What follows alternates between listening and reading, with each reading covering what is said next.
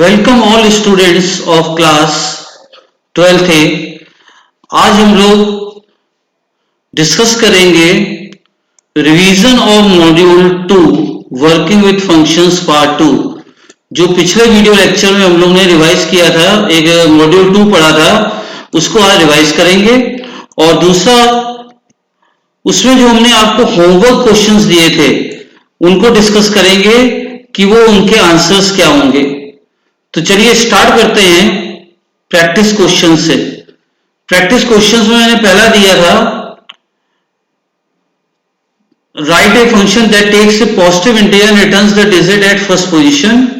दूसरा दिया था write a function that takes a number as argument and print the sum of its factors.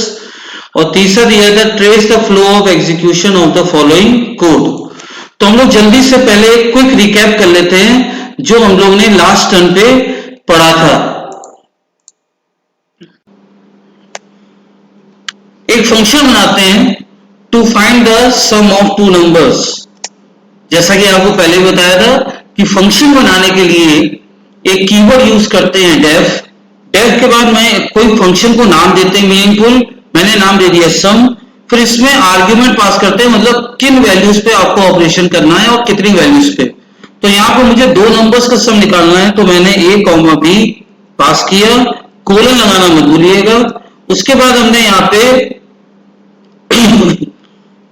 c में दोनों का सम स्टोर कराया और फिर c को प्रिंट कर दिया। ये आपका कहलाता है फंक्शन ब्लॉक। ये पूरा जो ब्लॉक है ये है फंक्शन ब्लॉक। उसके बाद हम लोग आते हैं मेन ब्लॉक पे। मैं यहां कमेंट बना के लिख देता हूं। जब हम लोग फंक्शन के बाहर आते हैं तो एक लाइन आप ब्लैंक छोड़ दिए रीडेबिलिटी के लिए। मेन ब्लॉक पे आइए, यहां पे आप दो नंबर्स इनपुट ले लिए। तो मैं शॉर्ट में समझा देता हूं कि मान ली मैंने a में ले लिया 10 और b में ले लिया 20। अब हमें फंक्शन कॉल करना है, तो हम लिखेंगे सम फंक्शन का नाम और जो आपको वैल्यू पास करनी थी a और b। क्लियर? अब यहां पे मैंने आपको लास्ट वीडियो में बताया था कि इसको हम लोग बोलते हैं फंक्शन डेफिनेशन। ये वर्ड आपको क्लियर होने चाहिए, नहीं तो ये हर बार यूज होंगे। तो इसलिए हाँ, ये जितनी भी टर्मिनोलॉजीज हम लोग डिस्कस कर रहे हैं ये क्लियर होनी चाहिए। फंक्शन डेफिनेशन वो पार्ट है जहां पे आप फंक्शन को डिफाइन कर रहे हो, पूरा फंक्शन डेफिनेशन है। इसकी पहली लाइन होती है फंक्शन हेडर और इसके अंदर जो आप स्टेटमेंट्स लिखते हो इसे बोलते हैं फंक्शन बॉडी। इसी तरीके से मेन ब्लॉक में आए जहां पे आपने फंक्शन यूज किया है, इसको बोलते हैं हम लोग कॉलिंग द फंक्शन। फंक्शन तभी एग्जीक्यूट होता है जब उसको कॉल किया जाता है। जब आप इसको रन कराएंगे इस प्रोग्राम को, तो ये सेव करने हो गएगा। इस प्रोग्राम को सेव कर लिए। आप देख रहे हैं आउटपुट आ रहा है 30। इसमें मैंने आपको पढ़ाया था कि ये जो a और b पास हो रहे हैं इनको बोलते हैं आर्ग्यूमेंट्स या पैरामीटर्स। ये टर्म जितनी जल्दी क्लियर हो जाए उतना इंपॉर्टेंट है, क्योंकि ये बार बार यूज होंगे। अगर आपको ये टर्म्स क्लियर नहीं है तो आने वाले टॉपिक्स आपको समझने में दिक्कत होगी। इसी तरीके से यहां भी a और b है, ये भी क्या है? आर्ग्यूमेंट्स हैं। लेकिन अगर आप ध्यान से देखिए तो ये जो मैंने a b पास किया है ये कॉलिंग के वक्त पास किया है, तो इनको बोलते हैं एक्चुअल आर्ग्यूमेंट्स। वो आर्ग्यूमेंट जो आप फंक्शन को कॉल करते वक्त पास करते हो। तो actual arguments are passed at the time of calling a function. और जो आपने फंक्शन डिफाइन करते हुए पास किए हैं इनको बोलते हैं फॉर्मल आर्ग्यूमेंट्स। इनको पास करते हैं eight the time of defining a function. हम लोग अभी तक प्रोग्राम्स में इनके नाम सेम रखते आए हैं जिससे कंफ्यूजन ना हो। आज मैं आपको बताता हूं कि आप इनके नाम्स डिफरेंट भी कर सकते हो। फॉर एग्जाम्पल मैंने मेन ब्लॉक में a की जगह ले रखा है x और b की जगह दे रखा है y। अब हम फंक्शन कॉल करते समय x और y पास करेंगे। तो यहां पे x और y क्या है? x and y are actual arguments, क्योंकि ये कॉलिंग के वक्त पास हो रहे हैं। ऊपर आपने फंक्शन डिफाइन करते हुए लिखा है a और b। तो ये होता क्या है, जब आप फंक्शन कॉल करते हो तो x की वैल्यू कॉपी हो जाएगी a में और y की वैल्यू कॉपी हो जाएगी b में। तो यहां पे a और b को बोलेंगे हम लोग फॉर्मल आर्ग्यूमेंट्स। तो ये एक बार फिर से क्लियर कर देते हैं कि फंक्शन डिफाइन करते वक्त जो आप आर्ग्यूमेंट पास करते हो, ये फंक्शन डिफाइन हो रहा है। यहां पे आर्ग्यूमेंट पास किया हमने ए बी, तो उन आर्ग्यूमेंट्स को बोलते हैं फॉर्मल आर्ग्यूमेंट्स। और जब आप इस फंक्शन को मेन ब्लॉक में कॉल करते हो, ये है कॉलिंग, इन आर्ग्यूमेंट्स को बोलते हैं एक्चुअल आर्ग्यूमेंट्स। इनको सेम नेम भी रख सकते हैं या डिफरेंट नेम भी रख सकते हैं। एक चीज क्लियर, क्योंकि आज हम लोग डिस्कस करने वाले हैं कि टाइप्स ऑफ फॉर्मल आर्ग्यूमेंट्स क्या होते हैं। तो आपको क्लियर होना चाहिए कि फॉर्मल आर्ग्यूमेंट्स वो होते हैं जो फंक्शन को डिफाइन करते वक्त पास करते हैं, और एक्चुअल आर्ग्यूमेंट्स वो होते हैं जो कॉलिंग करते वक्त पास होते हैं। फिर मैंने एक चीज आपको और सिखाई थी, एग्जीक्यूशन कैसे होता है प्रोग्राम का। फॉर एग्जाम्पल, इस फंक्शन के बाद मैं एक फंक्शन और बना देता हूं, प्रोडक्ट, जिसमें मैं दो नंबर्स का प्रोडक्ट फाइंड कर रहा हूं। यहां भी मैंने a इंटू बी ले लिया, यहां प्रिंट कर दिया c, या हम यहां पे कोई और वेरिएबल ले लेते हैं x, और मैंने x को प्रिंट करा दिया। अब क्योंकि हम लोग x मेन ब्लॉक में ले चुके हैं, तो इसका नाम t कर देते हैं जिससे कंफ्यूजन ना हो। अब मेन ब्लॉक में मैंने x और y की वैल्यू दी 10 और y की वैल्यू दी 20। अब मैंने सम फंक्शन को कॉल किया, x और y पास किया, और फिर मैंने प्रोडक्ट फंक्शन को कॉल किया, xy दिया। तो सम फंक्शन सम फाइंड कर रहा है, प्रोडक्ट फंक्शन इन दो वैल्यूज का प्रोडक्ट निकाल रहा है।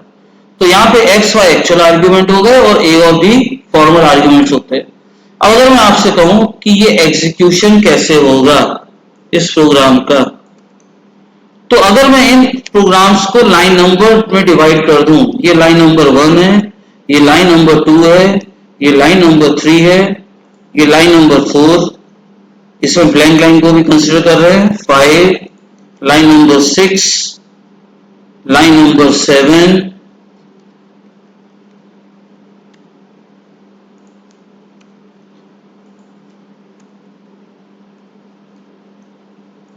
एट, 9, 10। ये आप सिर्फ मैं रेफरेंस पॉइंट ऑफ व्यू के लिए आपको ये लाइन नंबर्स दे रहा हूं। आप एक्चुअल में टाइप करके रन करेंगे तो ये एरर आएगा प्रोग्राम में। तो इससे मैंने रेफरेंस के लिए समझाने के लिए लॉजिक इन हर लाइन को एक नंबर अलॉट कर दिया है।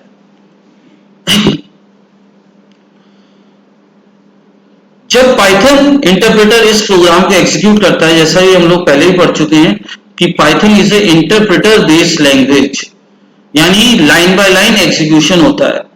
तो इस प्रोग्राम का एग्जीक्यूशन होता कैसे? सबसे पहले लाइन नंबर 1 एग्जीक्यूट होती है। लाइन नंबर 1 में जैसे ही आपने यहां पे लिख रखा है डेफ, तो ये समझ जाता है इंटरप्रेटर कि आप कोई फंक्शन डिफाइन कर रहे हो, ये फंक्शन का हेडर है। तो इस पॉइंट पे फंक्शन कॉल नहीं हो रहा है, तो ये पूरी इसकी फंक्शन डेफिनेशन पूरी स्किप हो जाती है और कंट्रोल आएगा फिर लाइन नंबर 4 पे। लाइन नंबर 4 ब्लैंक है तो वो कंसिडर नहीं होगा, कंट्रोल आएगा लाइन नंबर 5 पे। यानी पहले कंट्रोल आया लाइन नंबर 1 पे और फिर स्किप होके आया लाइन नंबर 5 पे। यहां भी फंक्शन डिफाइन हो रहा है, अब कंट्रोल कहां जाएगा? सीधे लाइन नंबर 6, 7, 8 को स्किप करेगा, 9 पे आएगा। 9 पे भी कमेंट लिख रखा है तो ये भी इग्नोर हो जाएगा, सीधे आएगा लाइन नंबर 10 पे। तो पहले कंट्रोल कहां आया, यहां पे मैं आपको बता देता हूं। पहले कंट्रोल आया लाइन नंबर 1 पे, फिर लाइन नंबर 5 पे, और फिर कंट्रोल सीधे आया लाइन नंबर 10 पे। 10 पे उसने x को वैल्यू दी 10, फिर वो नेक्स्ट लाइन पे आया 11 पे, 11 में y को वैल्यू मिली 20, फिर कंट्रोल आया लाइन नंबर 12 पे, यानी लाइन नंबर 12 एग्जीक्यूट हुई। यहां पे लाइन नंबर 12 पे सम फंक्शन कॉल हो रहा है, तो सीधे कंट्रोल सम फंक्शन नाम के फंक्शन हेडर पे ट्रांसफर हो जाएगा। अब ये सम फंक्शन कहां बना है? लाइन नंबर 1 पे, तो 12 से सीधे कंट्रोल ट्रांसफर हो जाएगा लाइन नंबर 1 पे। अब लाइन नंबर इस फंक्शन के बॉडी में आएगा, ये फंक्शन की बॉडी है लाइन नंबर 2 पे, और फिर ये फंक्शन की बॉडी है लाइन नंबर 3 पे। फिर मैंने आपको बताया था कि फंक्शन हर हाल में कंट्रोल रिटर्न करता है, यानी एक बार फंक्शन कॉल होता है तो कंट्रोल वापस रिटर्न होके कॉलिंग पार्ट में आता है। यहाँ पे रिटर्न नहीं लिखा, अगर रिटर्न लिखा होता तो वैल्यू रिटर्न होती और कंट्रोल रिटर्न होता। आपने रिटर्न नहीं लिखा है तो भी कंट्रोल रिटर्न होगा, कंट्रोल रिटर्न होके लाइन नंबर 12 पे आएगा 13 पे। तो मैंने बताया था लाइन नंबर 12 पे तब आता है जब यहाँ पे लेफ्ट साइड में वेरिएबल होता, लेफ्ट साइड में वेरिएबल नहीं है तो लाइन नंबर 12 ना आके अब सीधे कंट्रोल आएगा लाइन नंबर 13 पे। लाइन नंबर 13 पे फिर से फंक्शन कॉल हो रहा है प्रोडक्ट, तो कंट्रोल फिर से ट्रांसफर हो गया प्रोडक्ट वाले फंक्शन हेडर पे, और प्रोडक्ट वाला फंक्शन हेडर क्या है? लाइन नंबर 5, तो सीधे लाइन नंबर 5 पे आ गया। फिर उसकी बॉडी में आया लाइन नंबर 6 पे, और फिर उसके नेक्स्ट उस पे आया लाइन नंबर 7 पे। फिर कंट्रोल वापस रिटर्न होके आया 13 पे, 13 के बाद 13 पे आएगा नहीं क्योंकि वहां पे वेरिएबल असाइन नहीं किया है, प्रोग्राम एंड हो जाएगा, यानी यहाँ पे प्रोग्राम एंड हो गया। तो इस तरीके से प्रोग्राम का एग्जीक्यूशन होता है, ठीक है। तो अब हम लोग क्वेश्चन डिस्कस करते हैं उसी ऑर्डर में।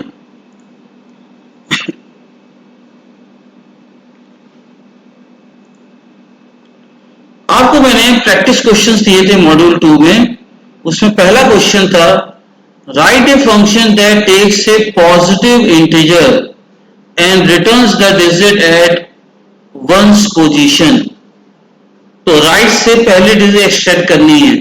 ये लॉजिक में पहले बता चुका हूं कि जिस नंबर राइट से सबसे पहले नंबर को एक्सट्रैक्ट करना है तो उसे 10 से मॉड कर दीजिए। तो हम न्यू फाइल ओपन करते हैं, एक फंक्शन बनाते हैं,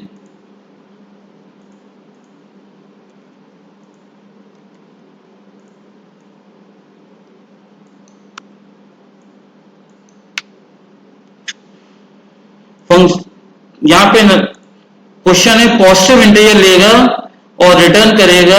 अब देखिए यहाँ पे रिटर्न वर्ड यूज हुआ है, तो यहाँ पे पॉजिटिव इंटीजर के लिए एक हमने फंक्शन बनाया डेफ, रिटर्न क्या कर रहा है? 1 पोजीशन। तो हमने यहाँ पे फंक्शन का नाम रख लिया 1, ब्रैकेट में नंबर पास किया n। अब हम यहाँ पे एक वेरिएबल ले लेते हैं a, n mod 10 कर देते हैं और रिटर्न a करा देते हैं। रिटर्न क्यों करा रहे हैं? क्योंकि इस क्वेश्चन में क्लियर लिखा है कि ये फंक्शन रिटर्न करेगा डिजिट एट वंस पोजीशन। फिर फंक्शन को कॉल किया, फंक्शन को कॉल करने के लिए हम लोग कॉलिंग ब्लॉक लिख रहे हैं, ये हमारा कॉलिंग ब्लॉक है।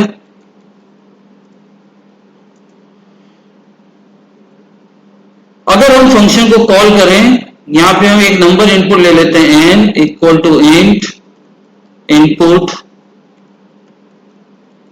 Enter number. अब हम अगर फंक्शन को कॉल करें और लिखें 1n तो ये गलत तरीका होगा। अब ये प्रोग्राम रन करेगा या नहीं ये हम लोग बाद में डिस्कस करेंगे। यहां पे मैंने एरर वर्ड यूज नहीं किया है, ये गलत तरीका है। रीजन यहाँ पे रिटर्न लगा हुआ है, और जब फंक्शन में रिटर्न लगता है तो कॉल करते वक्त उस फंक्शन के लेफ्ट में कोई वेरिएबल लेते हैं। तो मैंने ले लिया b इक्वल टू 1n। अब ये जो a की वैल्यू है वो रिटर्न होके किसमें आएगी? b में। तो अब ने प्रिंट कर दिया number digit at ones at position 1 या वंस पोजीशन इज, प्रिंट करा दिया b। इस प्रोग्राम को आप सेव कीजिए, रन करते हैं। यहां पे ये इनपुट मांग रहा है एंटर नंबर हमने दिया 4 5 6 3, सबसे 1 पोजीशन पे कौन सी डिजिट है 3, तो अभी देखिए आ रहा है डिजिट एट 1 पोजीशन इज 3। इस प्रोग्राम को फिर से रन करते हैं, इससे नंबर पूछा ही है, कोई बड़ा नंबर देते हैं, कौन सी डिजिट है 1 पोजीशन पे 9, आउटपुट आ रहा है 9। ये क्लियर है सबको?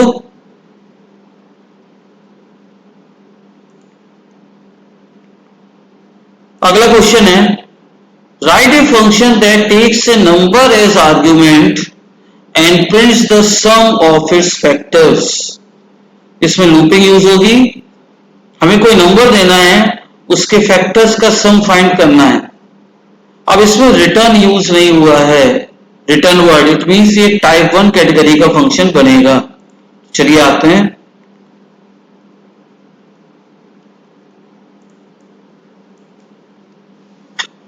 यहां पे एक फंक्शन डिफाइन करते हैं डेफ, फंक्शन का नाम रख लेते हैं फैक्टर सम है तो फैक्ट सम रख लिया, क्योंकि एक ही नंबर के फैक्टर्स का सम करना है तो नंबर पास कर दिया n। याद रखिएगा फंक्शन में उतनी ही वैल्यू पास करते हैं जिन पे ऑपरेशन हुआ हो, बाकी लूप चलाना, सम स्टोर करना वो फंक्शन खुद वेरिएबल लेगा। अब यहां पे सम स्टोर करने के लिए एक वेरिएबल हमने ले लिया सम, लूप चलाया for i in range 1, n+1, 1, check किया कि क्या n mod i 0 है, क्या ये फैक्टर है, अगर फैक्टर है तो हम इसमें n mod i equal to 0 में i फैक्टर हुआ तो हम प्लस इक्वल टू i करते जाएंगे। जब लूप से बाहर आए तो प्रिंट कर दिया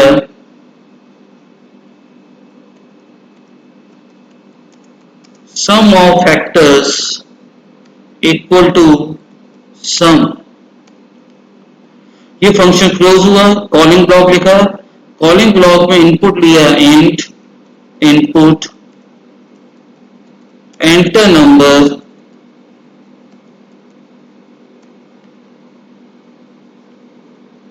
फंक्शन कॉल किया। अब ये फंक्शन रिटर्न नहीं कर रहा है तो हम सीधे लिखेंगे फैक्ट सम और ब्रैकेट में n पास कर देंगे। इस प्रोग्राम को रन कराइए, एंटर नंबर पूछ रहा है 6 के फैक्टर्स का सम होता है 12, तो सम ऑफ फैक्टर्स आ जाएगा 12। फिर से इस प्रोग्राम को रन कराते हैं, यहां पे दिया 15 के फैक्टर्स होते हैं 1, 3, 5 एंड 15, तो आउटपुट आ रहा है 24। ठीक है, होप आप लोग को समझ में आ गया होगा ये प्रोग्राम।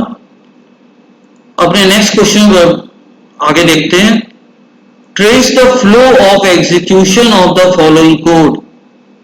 ये बहुत इंपॉर्टेंट क्वेश्चन है, अक्सर बोर्ड एग्जाम में पूछे जाते हैं कि एक ये प्रोग्राम दे दिया जाएगा अलॉन्ग विद लाइन नंबर और आपसे पूछा जाएगा कि ये एग्जीक्यूशन का फ्लो बताइए, यानी कौन सी लाइन पहले एग्जीक्यूट होगी कौन सी बाद में। तो इस प्रोग्राम को हम लोग डिस्कस करते हैं। प्रोग्राम का एग्जीक्यूशन कहां से स्टार्ट होता है, लाइन नंबर 1 से। तो देखिए यहां पे मैंने लिख लिया लाइन नंबर 1। उसके बाद लाइन नंबर 1 देखते ही इंटरप्रेटर समझ गया कि एक फंक्शन डिफाइन हो रहा है, तो फंक्शन के बॉडी तभी एग्जीक्यूट होती है जब फंक्शन कॉल हो रहा होता है। तो फिलहाल यहाँ पे फंक्शन डिफाइन है तो ये बॉडी यानी 2 और 3 एग्जीक्यूट नहीं होंगे, कंट्रोल इस ब्लॉक से बाहर आएगा।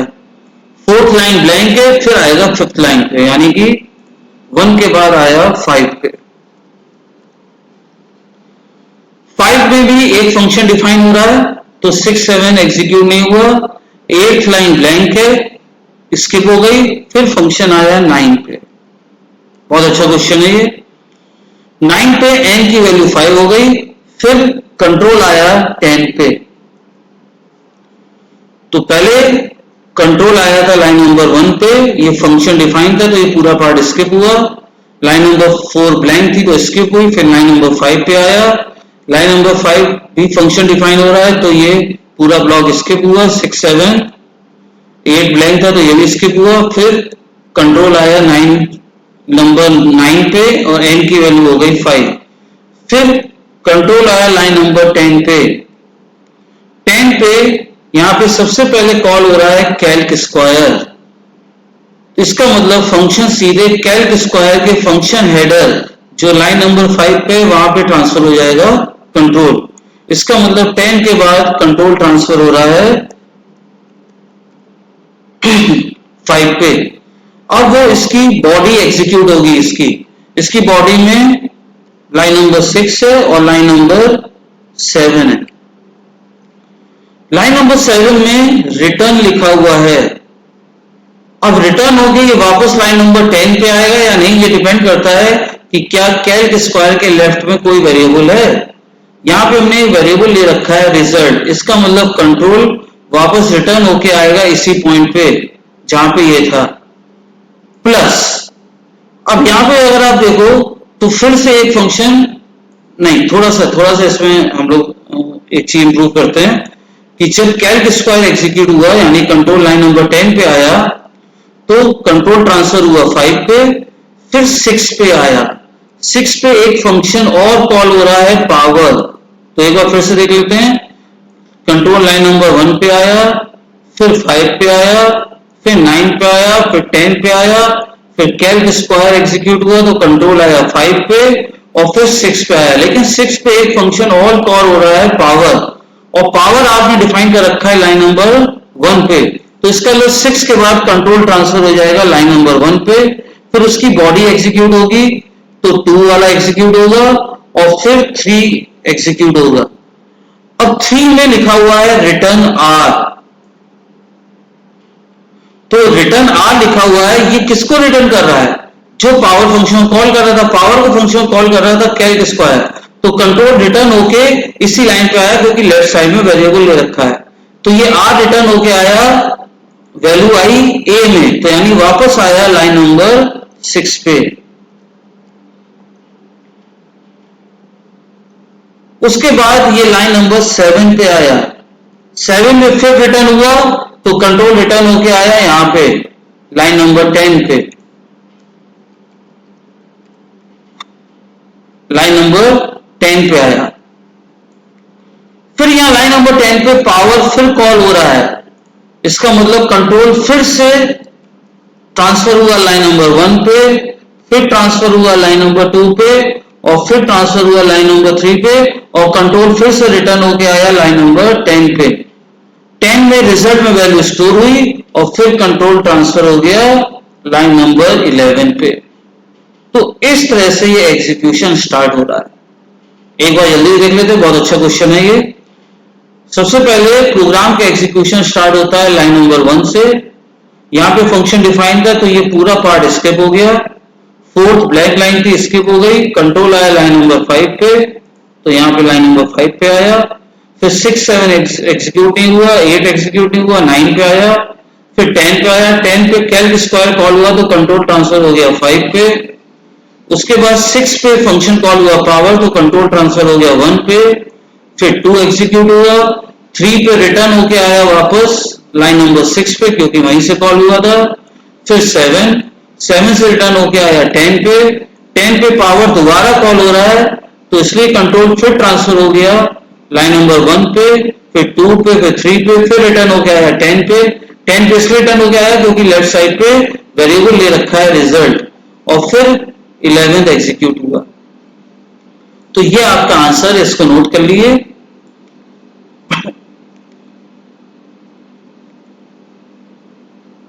एग्जीक्यूशन होगा लाइन नंबर 1 5 9 10 5 6 1 2 3 6 7 10 1 2 3 10 11। करेक्ट।